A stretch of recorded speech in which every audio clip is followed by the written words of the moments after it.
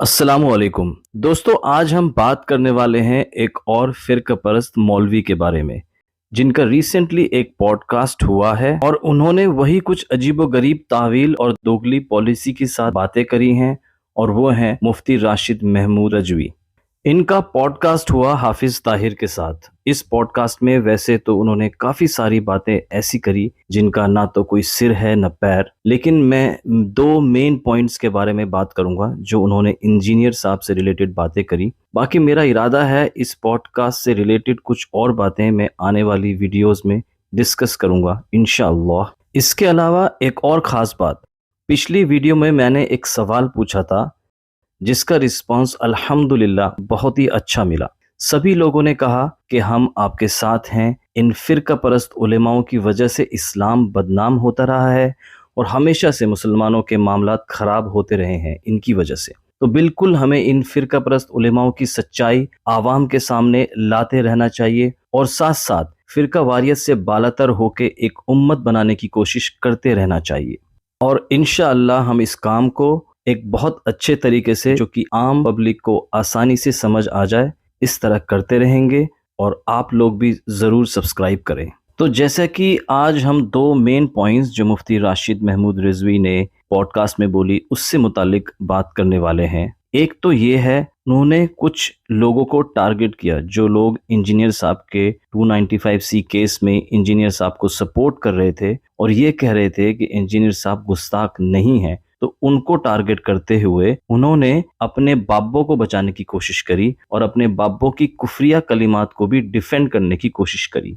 दूसरा, उन्होंने आला हजरत को डिफेंड करने के लिए इंजीनियर साहब की एक बात का सहारा लिया और वो भी बिल्कुल जबरदस्ती, कहीं की बात कहीं और फिट करना, बस वही सब किया। तो जो पहली बात उन्होंने बोली कि इंजीनियर साहब के केस में काफ़ी सारे सहाफ़ी लोग और आम लोग भी ये कह रहे हैं कि इंजीनियर साहब अपना बयान दुरूद के साथ शुरू करते हैं और दुरूद के साथ अपना बयान ख़त्म करते हैं, और अगर इसलिए हमें हुस्न ज़न रखना चाहिए इंजीनियर साहब के लिए, तो इंजीनियर साहब जिन बाबों पर गुस्ताखी का फतवा लगाते हैं उन्होंने भी तो अपनी किताब में पहले अल्लाह की हम्द और फिर दुरूद के साथ बात शुरू करी हैं, तो उनके लिए भी तो हुस्न ज़न रखना चाहिए। तो सुनने में तो ये बात बहुत सही लगती है, लेकिन हकीकत क्या है मैं बताता हूँ। तो मुफ्ती साहब ये दो बिल्कुल अलग तरह की बातें हैं, मैं एक्सप्लेन करता हूँ फैक्ट्स के साथ, इंशाअल्लाह आपको बड़ी आसानी से समझ में आ जाएगी। तो इंजीनियर साहब चिश्ती रसूलुल्लाह वाले कलिमात पर फतवा लगाते हैं और इस बुनियाद पर पहली बात तो वो डायरेक्ट बुजुर्ग को टारगेट नहीं करते। उनका कहना है कि अगर उन्होंने ये कलमा पढ़वाया है तो फिर तो उन्होंने बहुत बड़ी गुस्ताखी करी है। अगर ये एक झूठ उनकी तरफ मंसूब किया गया है तो हमें ऐसे कलिमात को कुफरिया कहना चाहिए क्लियरली, और इसकी तावील नहीं करनी चाहिए।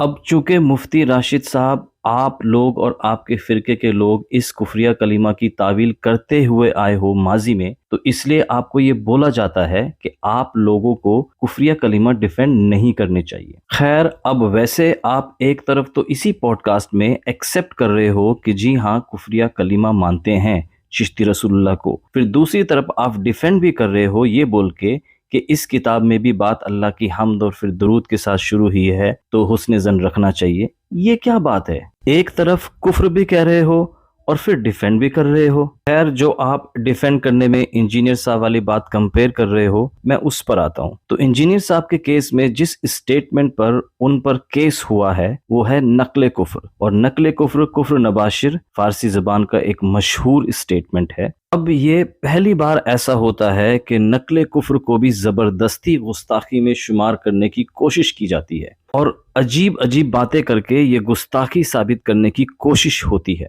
तो सारी बातों को मद्देनजर रखते हुए दो रिजल्ट निकल सकते हैं। पहला तो ये कि ये गुस्ताखी है ही नहीं, नकले कुफ्र कुफ्र नबाशिर इस बेस पर, और इसी बेस पर बहुत सारे मुफ्तियों ने फतवे भी दिए इंजीनियर साहब की सपोर्ट में।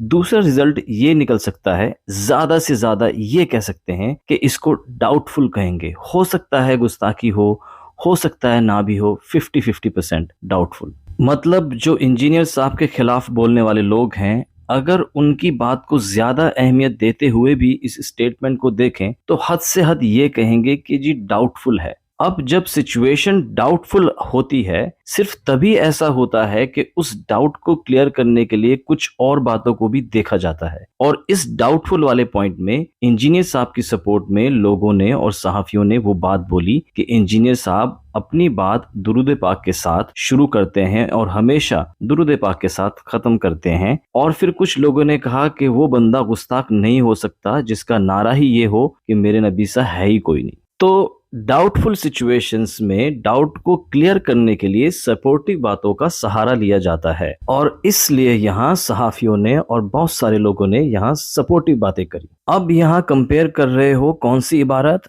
چشتی رسول اللہ۔ اب اگر چشتی رسول اللہ کو دیکھیں، کیا یہ گستاخی ہے کلیئر، یا نہیں ہے گستاخی، یا ڈاؤٹ فل ہے؟